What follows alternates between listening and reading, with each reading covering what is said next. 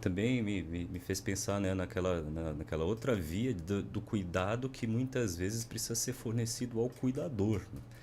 É, a Sim, gente sabe que muitas, né, por exemplo, se diz que as depressões, né, que aproximadamente 40% dos casos de depressão de moderada a severa na vida adulta remontam a um cuidador deprimido no passado. olha, Né? sim, Então, sim. quer dizer, muitas vezes também estamos diante de certas circunstâncias de alguém que se vê incapaz de fornecer o cuidado, né, de fazer uso daquela mecânica, né, que apresenta e nomeia e interpreta o mundo.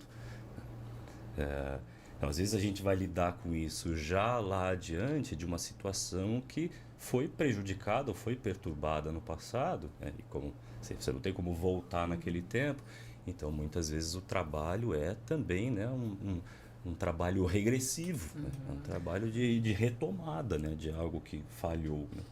Você tocou num ponto que eu acho interessante a gente pensar na árvore genealógica das doenças da família. Né?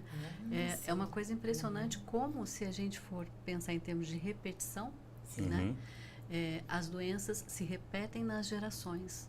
Né? É muito comum nós encontrarmos famílias constituídas de determinada manifestação patológica orgânica. Né? E E sem isso uma, tem um significado. sem uma Né? correlação Sem uma biológica, né? correlação É. biológica. Vários estudos tentam provar, por exemplo, a maior incidência do alcoolismo em certas famílias. Todos eles ainda não conclusivos, porque provavelmente, né, sugira que não estamos falando de uma transmissão genética ou de uma hereditariedade. Na mesma perspectiva das depressões, né?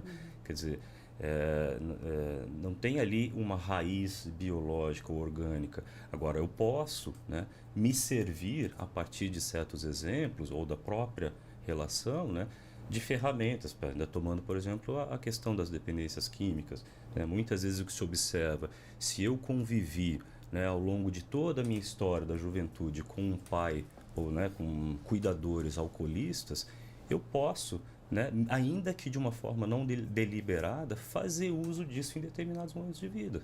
Tá? Dificuldade, eu assimilei aquela como uma ferramenta possível,